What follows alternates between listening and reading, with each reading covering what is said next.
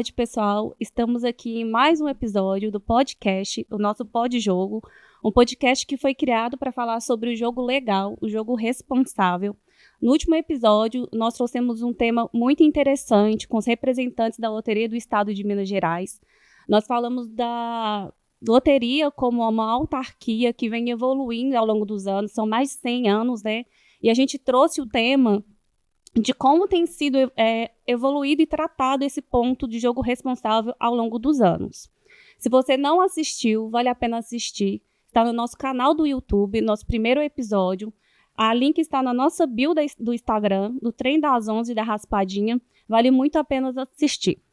Bom, nesse episódio nós vamos falar hoje sobre Setembro Amarelo, a importância da psicologia nesse tema de jogo responsável. Nós trouxemos aqui uma convidada super especial. A Ana vai apresentá-la para a gente.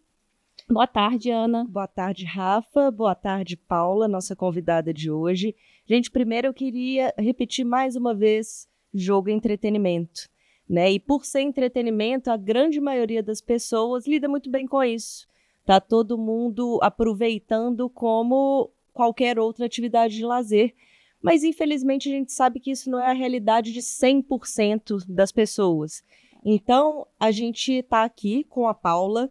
Ela eu vou ler aqui agora, gente, para não me perder, porque é grande, tá? Doutora Paula Dias, psicóloga, bacharel em Direito, doutora e mestre em Psicologia pela UFMG.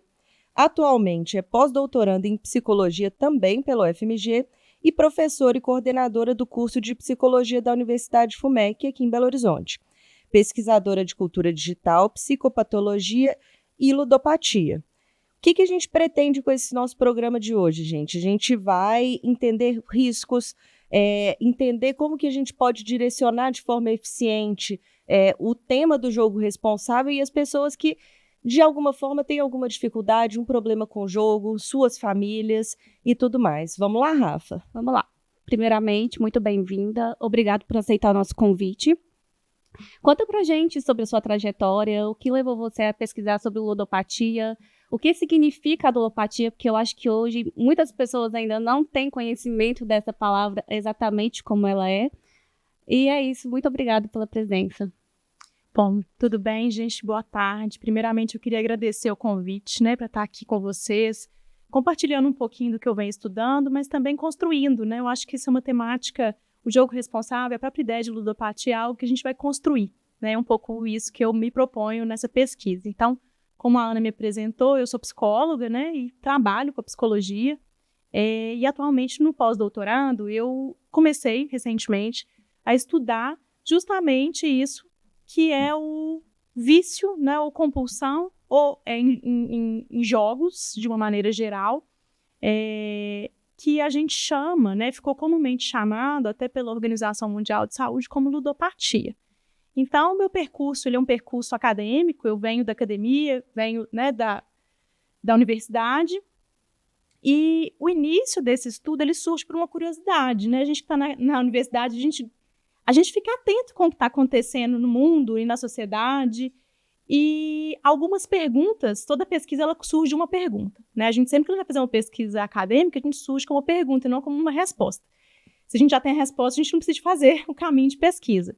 E a pergunta da pesquisa, ela vem justamente para tentar entender qual que é o ponto e o eixo que faz com que um sujeito, como você mesma disse, possa fazer uso de um jogo como lazer e entretenimento, com responsabilidade, entendendo seus limites, fazendo um uso que possa gerar prazer de fato.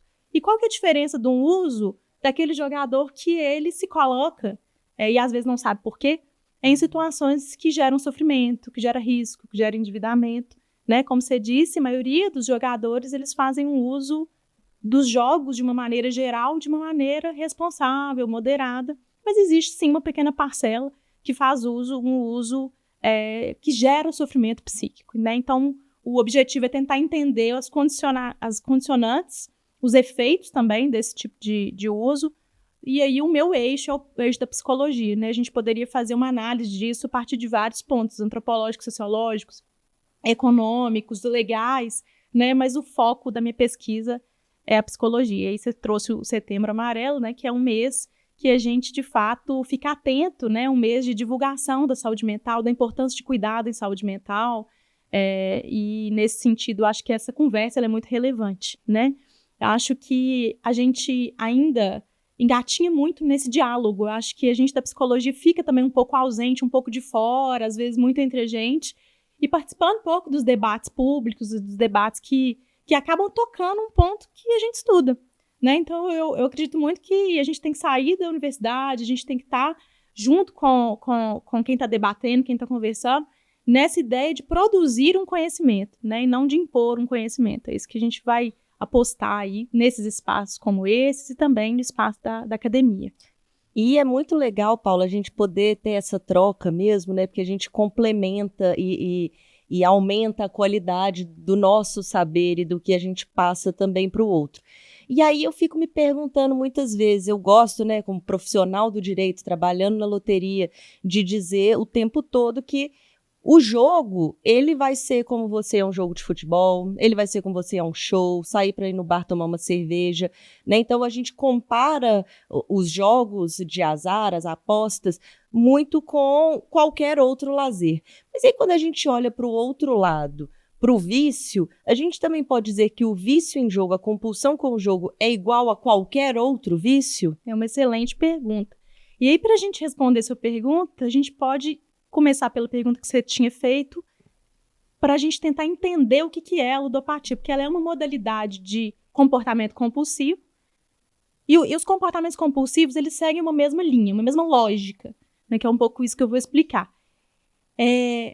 Ludopatia também pode ser chamada de transtorno de jogo ou jogo patológico, também são outras formas de terminologias, né, que podem ser usadas, que se distinguem, inclusive, de uma outra terminologia que é do jogo problemático. O jogo problemático é o sujeito que ele faz um uso do jogo que não é legal para ele, mas ele não chega a ser compulsivo.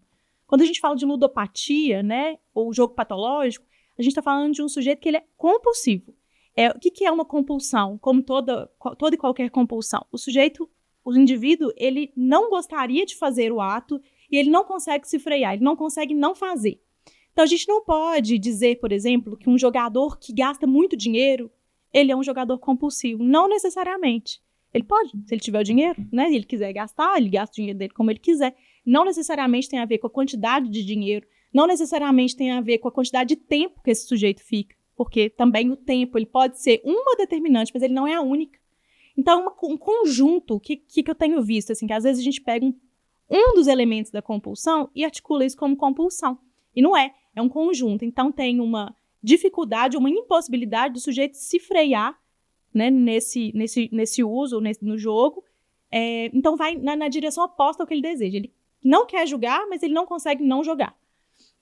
É a mesma coisa a compulsão alimentar. Se for pensar, a compulsão alimentar não é assim, a pessoa não quer comer, mas ela não consegue não comer, ela gostaria de não comer, né? E outros vícios e compulsões, como, por exemplo, hoje muito frequente também no consultório, a gente vê, que, por exemplo, compulsão por pornografia. O sujeito ele não quer e ele não consegue não fazer. Então, isso se estende para o ambiente de trabalho, muitas vezes, e isso torna-se, então, um uso que gera sofrimento. Então, quando a gente fala do termo ludopatia, nós estamos falando de um uso que gera sofrimento psíquico desse sujeito.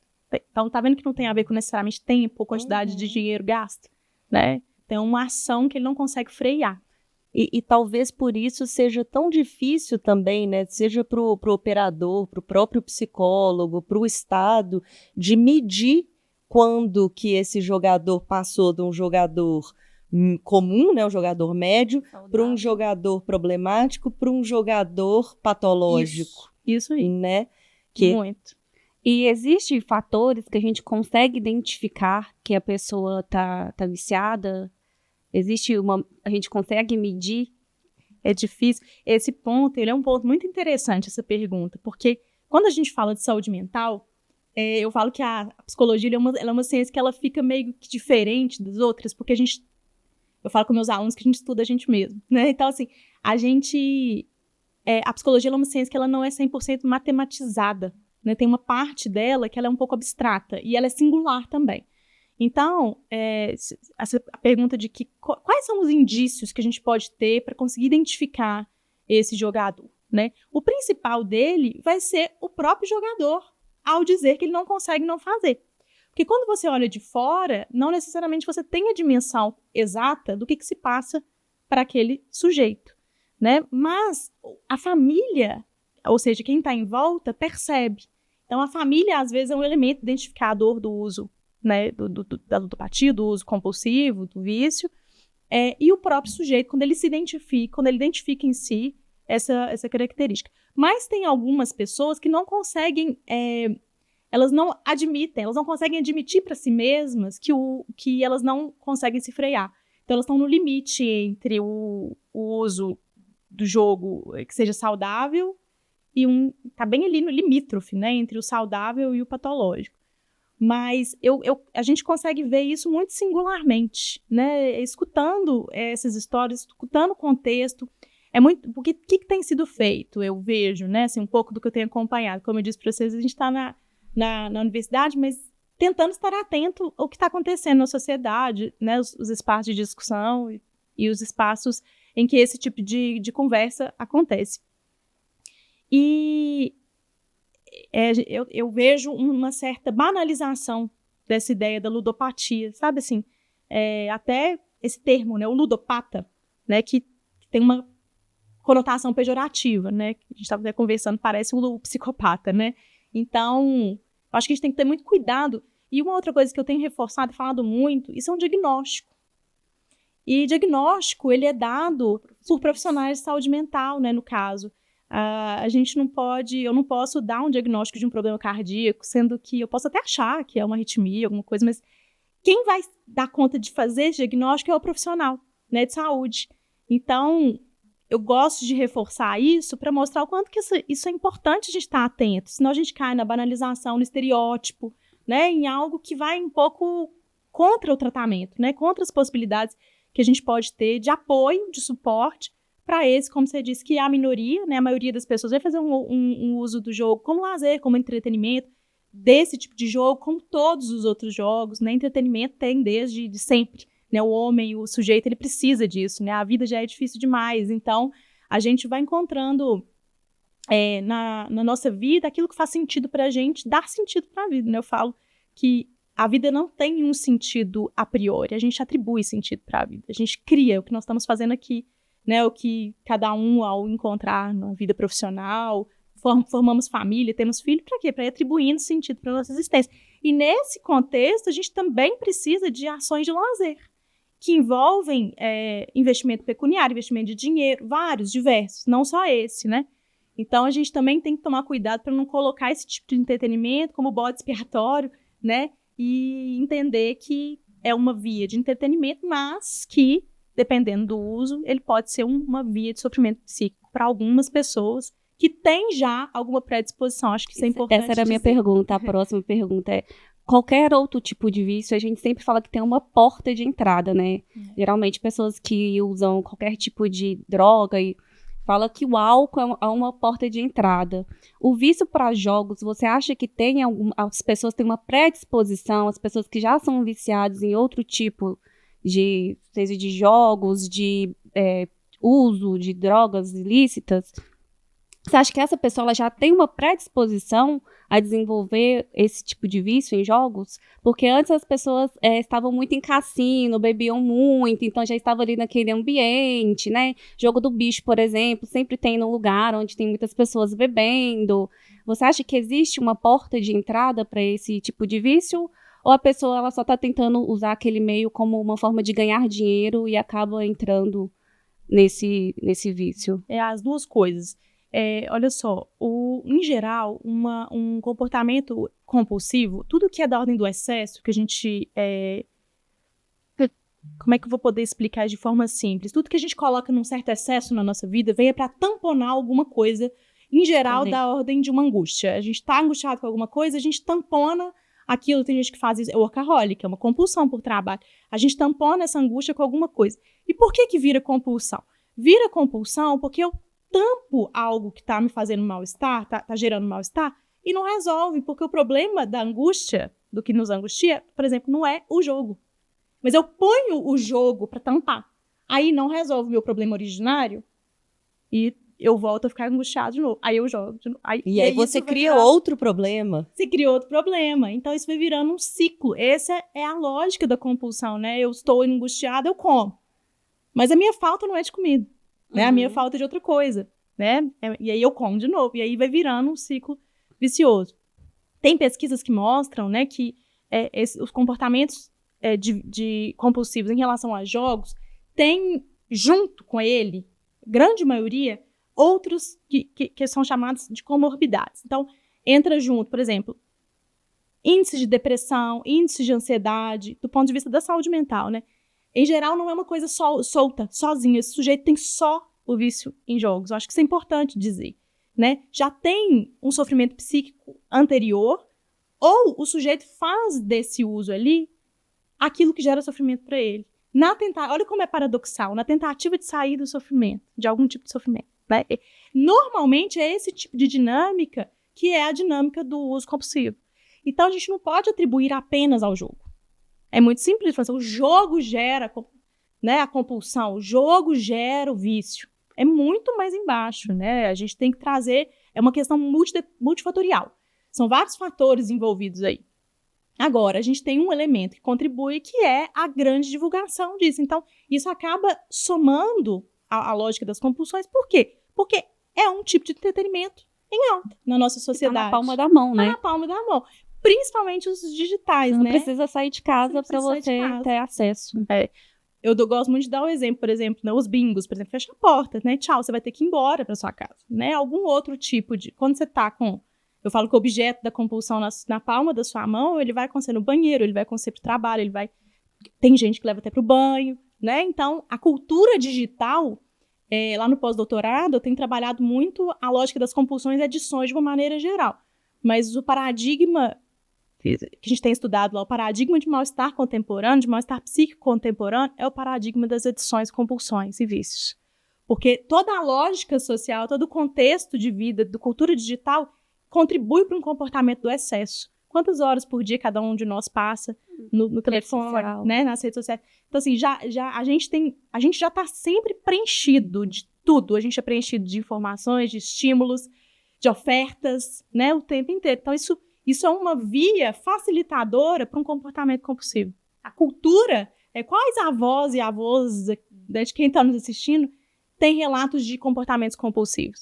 Agora, olhem a nossa volta, né? Então, é uma dimensão muito da lógica do que o Byung-Chul Han, que é um autor coreano que estuda contemporaneidade, né? Um filósofo coreano, que ele chama de psicopolítica, que é essa lógica que a gente fica um pouco alienado dela, né? Tem até um livro interessante dele que chama O Enxame Digital, que ele fala que as informações elas chegam para a gente como um enxame. Eu penso bem em um enxame de abelhas, que vem aquilo como uma massa, que a gente não consegue ver mais as abelhinhas ali, a gente só consegue ver aquela massa. E nesse sentido a gente se aliena naquilo, e quando a gente vê, a gente está imerso numa cultura do excesso, sem saber como que a gente caiu lá. E agora eu fiquei pensando aqui enquanto você estava falando, Paula, como que é isso, né? Porque às vezes o jogo ele vai estar inserido em algo que já é extremamente viciante e ansiogênico, né? Porque no telefone você tem tudo.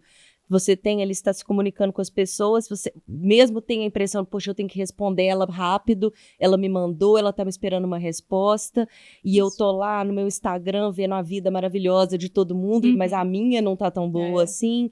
Então tem todas aquelas coisas, aí você pega e coloca o jogo dentro desse mesmo ambiente, né? Então ele já é uma ansiedade por si só, né? E aí, Paula, quando você... né, ao tratar ali, né, de pessoas que estão lidando, seja com jogo problemático ou com jogo patológico, o que você enxerga como as principais consequências psicológicas e emocionais, tanto para aquela pessoa quanto, né, para o círculo dela ali, para a família, para os amigos? Você vê. Um grande problema desse uso que a gente está colocando, que seria um uso problemático ou patológico, seria o isolamento, né? O isolamento é um elemento importante no que tange a saúde mental, porque a falta de laço social, o isolamento, hoje em dia a gente usa muito um termo, até para falar da juventude, que são as juventudes de quarto, né?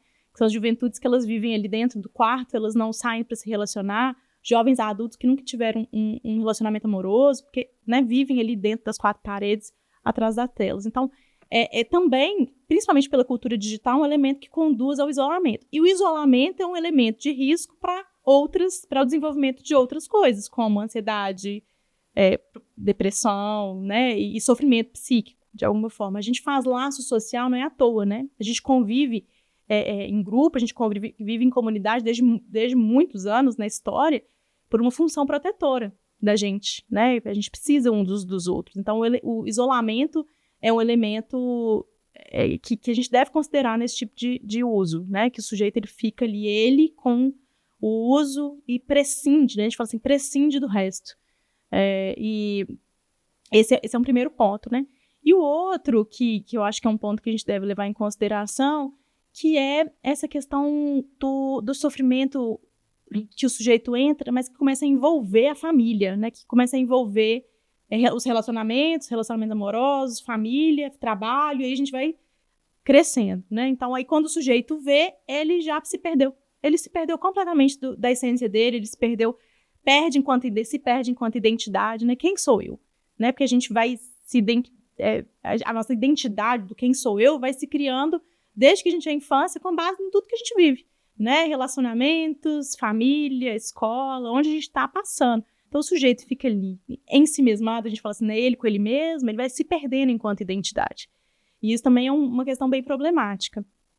E o outro ponto, que, enquanto risco, né? Que algumas modalidades de entretenimento, boa parte delas, e os jogos também, tem a questão do investimento gasto financeiro, e algumas pessoas se embolam aí, e realmente gera endividamento, e aí pode gerar né, questões mais complexas. A gente tem alguns dados de uma revista americana científica, da Lancet, que mostra que a grande maioria desses casos que são mais problemáticos e patológicos são entre os jovens, né, entre 18 e 25 anos ali. Então, é um momento que a gente fala que é um sujeito ainda em amadurecimento, apesar de ser maior de idade, né, ainda em amadurecimento. Então, é um público que a gente tem que estar mais atento, né, e que merece mais suporte nesse sentido do acompanhamento, né, e do suporte mesmo, que acho que todos precisam se envolver, comunidade, família, escola, enfim, escolas em geral, universidades, né, comunidade de uma maneira geral. Até porque o jovem, ele não se formou ainda enquanto indivíduo e dificilmente ele também está estabilizado financeiramente, né? Enquanto profissional e tudo mais. Então, ele está mais vulnerável mesmo. Sim. Né? E a gente estava até conversando também antes do programa, né, Paula, sobre a importância ainda maior disso dentro das comunidades carentes, né? Porque aí, se você quiser falar um pouquinho sobre esse ponto, eu achei importantíssimo essa questão de como que as comunidades, as populações carentes, elas são ainda mais vulneráveis frente a essa questão do jogo problemático, né? Isso. Realmente, e depois a gente fala assim, estudos mostram, mas depois eu gostaria de disponibilizar esses estudos, né? Porque a gente fala estudos, uma coisa ampla, mas vale a pena divulgar. Mas, de fato, tem esse uso problemático, né, o compulsivo que gera o endividamento, ele é maior na população de baixa renda, né, e isso é algo que deve ser considerado. E aí, quais seriam os fatores, né? A gente tem hipóteses, né, por exemplo, promessas de enriquecimento, né, para aquele que não tem, eu vou só mais um pouquinho aqui, porque quem sabe a próxima é a minha vez, né? A gente fala também muito sobre... Tem um autor que fala que a gente vive a cultura do narcisismo, né? Que não tem a ver com mães narcisistas, que hoje está na moda, não. Mas, assim, é isso que a gente é muito eu comigo mesmo, né? Isso é cultural, do individualismo. Então, essa ideia dessa cultura do narcisismo, né? Que tem um autor chamado Lesch que fala sobre isso, que a minha hora vai chegar, né? O eu... ele está ali o tempo inteiro sendo fomentado por uma lógica cultural, acho que a gente fala, não, a minha hora vai chegar. O eu, né, eu vou inflando aí esse eu, nessa expectativa, numa fantasia de recompensa, inclusive, que pode ser real, mas também tem pessoas que criam fantasias até inimagináveis a respeito e aí é muito singular. Mas esse ponto do nível socioeconômico, acho que é um ponto importante, inclusive, para pensar em ações de sensibilização, né, de como chegar conhecimento, como chegar a ações que, de fato, atinjam o público que precisa ser olhado, né, que precisa ser olhado nesse sentido. Se tem um uso que está sendo problemático, de que forma que nem todo mundo tem acesso à terapia, nem todo mundo tem acesso a forma de tratamento, né, a gente sabe os problemas que a gente tem da saúde pública, né, então é um desafio, né, eu acho que esse é o desafio para o campo, de uma maneira geral, né. E hoje, quais são os recursos disponíveis para quem tem vício em jogos que a gente tem hoje? Quais são, falando, né, de tratamento, quais são os recursos disponíveis que a gente tem hoje? Ótimo. Como a gente tem sido falado muito sobre jogo responsável, né? E a dimensão, é claro que esse assunto, eu falo que o jogo responsável é um assunto velho e novo, né? Ele é antigo e ele é novo também. Ele é novo a partir do ponto de vista que ele tem sido tratado e discutido. E aí a dimensão, só para responder a sua pergunta, a dimensão que me interessa mais do jogo, porque o jogo responsável tem amplas facetas, né? E uma delas é a dimensão da saúde mental, que é aquela que eu estudo, que me interessa. E aí você perguntou do tratamento, né? De como é que, então, como lidar, né, com esses jogadores que fazem o uso problemático ou patológico do jogo e que, ainda que não seja a sua maioria, existem, né? A gente não pode desconsiderar que eles existem. Em psicologia, a gente trabalha com o que a gente chama de singularidade, né? É muito difícil a gente propor uma ação que ela seja comum para todos, porque cada um vai ter uma história, cada um vai ter uma determinação, cada um vai ter uma família, cada um vai ter uma estrutura, cada um vai ter um uso X desse tipo de jogo, enfim. Então, o que a gente fala da própria lógica de terapia ou do acompanhamento psicológico, ele considera esse sujeito como um todo, né? Vai escutar cada um à sua maneira, pensando nas possibilidades que sejam favoráveis para essa pessoa. É muito difícil a gente pensar em ações universais. Todo mundo que tem isso, faz isso, né? Não, eu falo muito em sala de aula assim, devemos evitar respostas simples para questões complexas. E a gente tem que tomar muito cuidado nesse sentido da divulgação da ludopatia, do jogo responsável, para a gente não criar respostas simplistas para questões complexas. Toda vez que a gente conversa sobre isso, a gente vê o quão complexo é isso, né? Então, sim, o acompanhamento psicológico, eu aposto muito, né, nessa via. Alguns casos precisam de acompanhamento psiquiátrico também. Dependendo do grau, né, dessa compulsão, ele vai precisar também desse acompanhamento. E acho também que isso ultrapassa o atendimento, o acompanhamento do jogador, né? Muitas vezes a gente precisa dar o suporte familiar também, né? Então, eu tenho iniciativas de grupos de apoio familiares, que ajuda a família, como manejar, né, de que forma que eu posso ajudar. Às vezes as famílias se preocupam, mas elas não sabem como fazem, né, porque realmente é difícil manejar esse tipo de situação.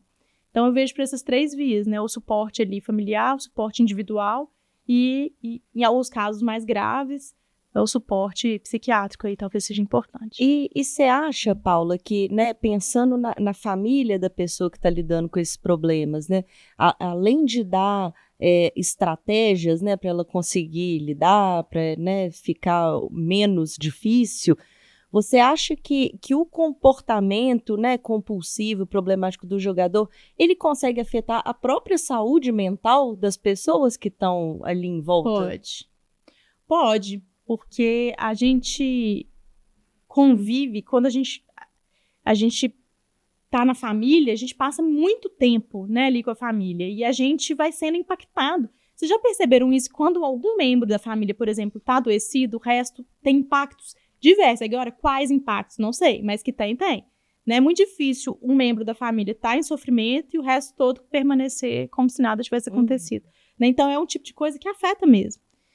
Pode afetar a família do ponto de vista tanto do psicológico, vamos dizer assim, psíquico, quanto da questão financeira. Né? Às vezes, uma questão financeira de um impacta todo o sistema familiar. Né? Tem até uma área da psicologia que estuda muito a família como um sistema. Né? E a desorganização de um ali mexe com toda a lógica de funcionamento ali do eixo coletivo. Então, é importante mesmo. Você, como psicóloga e pesquisadora, o que você considera essencial hoje para a gente ter um ambiente, vamos dizer, saudável de jogo responsável no Brasil? O que você acha que falta? Qual a estruturação? O que pode ser feito? que ainda não está acontecendo. Hoje está se falando muito em jogo responsável, principalmente por conta dos últimos acontecimentos. O que você vê como psicóloga e pesquisadora que falta e que é essencial para esse meio de jogo responsável no Brasil? Olha, eu tenho acompanhado, né, um pouco mais, algumas coisas mais de perto, outras mais de longe, mas eu acho que, primeiro ponto, para de fato a gente conseguir chegar num efeito de jogo responsável de fato, primeiro a gente tem que considerar, eu falo uma coisa até anterior a tratamento, qualquer coisa desse tipo, a gente tem que considerar a saúde mental como eixo do jogo responsável e que ele precisa esse eixo ele precisa ser levado a sério. Eu acho que para mais do que fazer cumprir alguma determinação, a gente tem que pensar em estratégias construídas com os profissionais de saúde para levar isso adiante, assim, de fato um jogo responsável, um jogo que leva em consideração o fato de que tem pessoas que não vão dar conta de fazer um jogo responsável. Não adianta, vai ter isso, não tem como. E a forma como eu vejo de fazer com que isso aconteça é ter ofertas para essas pessoas, que não vão ser todas, mas para essas pessoas que são a sua minoria, para que elas possam ter um apoio, né? E uma outra coisa, eu acho que a gente precisa desestigmatizar o famoso ludopata, né? Porque enquanto a gente ficar estigmatizando e colocando desse jeito que eu vejo que está sendo feito, como estou dizendo, quase como psicopata, a gente não vai conseguir trazer, porque não adianta eu impor para o sujeito um tratamento se ele não, né, atendimento psicológico, se a pessoa não estiver disposta, não adianta, não tem como ninguém obrigar, né? Então eu acho que o discurso e a conscientização é muito importante para que o sujeito consiga reconhecer ele próprio, por exemplo, que o jogo dele não está sendo legal, e a gente só consegue fazer isso com conhecimento, com a informação, e também acho que todo o mercado e a indústria estará atento sobre, na competência de cada um, o que nos cabe para favorecer ou fomentar as ações. Sejam ações já existentes, né, nas cidades, né, enfim, nos serviços de saúde, nas universidades, parcerias, né, a gente sabe que tem parcerias muito interessantes, por exemplo, de operadoras com a universidade que eu faço parte tem uma parceria, ou mesmo com serviços de saúde que possam articular aí e ofertar para esse jogador o apoio. Eu acho que sim a gente consegue cercar um pouco mais para que a gente, de fato, promova o jogo responsável. E ele sai apenas das palavras, né? Porque pelas palavras a gente pode dizer tudo, mas o ato e a ação, de fato, acho que é bem mais difícil. Mas eu acho que é uma aposta. É uma aposta, e é o mais importante, né? É isso que a gente tem que correr atrás. E eu acho que é possível, né? Eu acho que a gente vai começar a entender, eu acho que a pesquisa também tem essa via, de entender que o cuidado em saúde mental, ele não vai contra o mercado. Na verdade, ele vai estar articulado com o mercado. Nós somos parceiros, né? Eu acho que quando a gente entender isso, acho que nós vamos colher os frutos, tanto para o mercado, para a indústria dos jogos, né, quanto para o cuidado em saúde mental, porque a gente entende que é da ordem da parceria, não do antagonismo. Né? Eu agora, né, o direito falando em mim, como você também, né, do direito de alguma forma, é aquela coisa um pouco da justiça aristotélica, né, de tratar o igual como igual e o desigual como desigual, porque se a gente tem a pessoa com problema com o jogo ali como minoria, mas a gente tem que tratar da minoria porque é a minoria que está lidando com o problema de fato, né? Então a gente vai dar ali, joga, seja feliz, tenha seu momento, né, se divertir, para quem dá conta, e essa pessoa talvez ela precise de muito menos cuidado, mas uma parcela muito menor vai ser para onde a gente tem que olhar. Isso, exato. Não é? E a gente tem como fazer isso de uma maneira que seja ética, de uma maneira que seja em parceria, né, de uma maneira que a gente caminhe juntos, pensando nesse jogador que está em sofrimento. Né? É possível, eu acho. Inclusive que ele possa jogar com saúde. Né? A gente aposta isso, que ele possa, de fato, jogar com saúde. É isso aí, muito bom o nosso bate-papo. Queria de novo agradecer em nome da Mineira da Sorte a sua presença aqui. Foi muito enriquecedor, trouxe muitas questões que a gente tinha dúvida, né, Ana? E é isso, a gente agradece você e a gente quer que você mande pra gente, sim, todos os documentos que você tem, pra gente divulgar, os livros que você mencionou, vai estar disponível pra gente colocar para o pessoal que está assistindo a gente. Muito obrigada pela participação. Eu que agradeço pela oportunidade. Eu acho que esses diálogos, eles são sempre importantes, né, para pra gente, eu falo muito disso, de sair um pouco da universidade, a gente está conversando com quem, né, tá interessado, eu estou à disposição também e disponibilizo esse material depois também para você. Obrigada. Obrigada, Paula.